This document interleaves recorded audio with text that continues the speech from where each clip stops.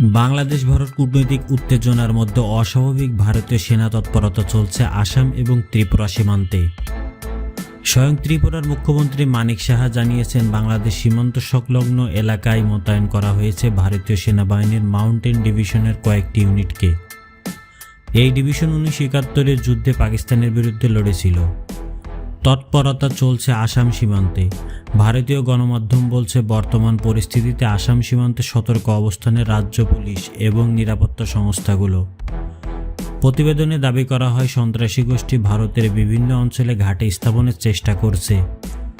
তবে নিরাপত্তা বাহিনী প্রতিবারই এই প্রচেষ্টা প্রতিহত করতে সক্ষম হয়েছে। সেই সাথে বহু সন্দেহভাজনকে গ্রেফতারও করেছে। এক প্রতিবেদনে আসাম ট্রিবিউন বলছে, এখনও আসামের উপর হুমকি আছে। সেই সাথে সাইবার জগতেও নিজেদের কার্যক্রম সক্রিয় সন্দেহভাজন গোষ্ঠীগুলো। জানা গেছে, বৃহস্পতিবার থেকে বাংলাদেশ সীমান্তে কড়া নজরদারি শুরু করেছে দিল্লি। তাৎক্ষণিকভাবে ত্রিপুরা রাজ্যের বাংলাদেশ সীমান্তে নিরাপত্তা ব্যবস্থা পর্যালোচনা করছে ভারতীয় সেনাবাহিনীর শীর্ষ কর্মকর্তারা।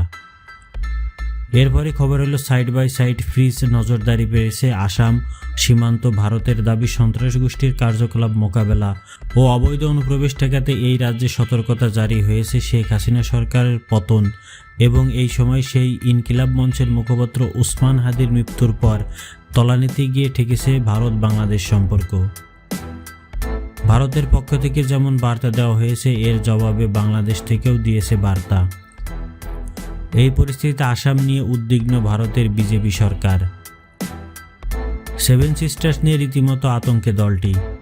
এই পরিস্থিতিতে সম্প্রতি আসাম ও উত্তর পূর্ব ভারতের নিরাপত্তা নিয়ে কড়া সতর্কতা দিয়েছে রাজ্য বিজেপি।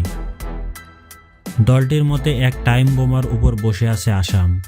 এটাকে এক কঠিন ভূরাজনৈতিক বাস্তবতাও বলছে দলটি। এছাড়া সীমান্ত পাড়ের ওই পরিস্থিতি শুধু রাজনৈতিক নয়, বরং সরাসরি আঞ্চলিক নিরাপত্তা ও স্থিতিশীলতার জন্য বড় হুমকি হয়ে উঠেছে বলে মনে করছে কট্টর হিন্দুত্ববাদী দল বিজেপি।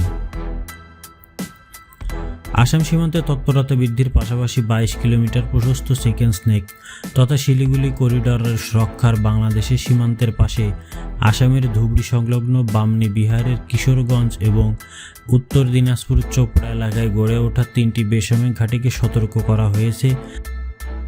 সিকেননেক ঘিরে আছে নেপাল, ভুটান, বাংলাদেশ এবং চীনের ভৌগোলিক অবস্থানগত কারণে এটি খুবই সংবেদনশীল এলাকা। বাংলাদেশের আওয়ামী লীগ সরকারের পতনের পর এখানে সাময়িক তৎপরতা বৃদ্ধি করেছে ভারত সরকার। প্রিয় দর্শক, এ ধরনের নিউজ সবার আগে জানতে চ্যানেলটি সাবস্ক্রাইব করে আমাদের সাথে থাকুন। আল্লাহ হাফেজ।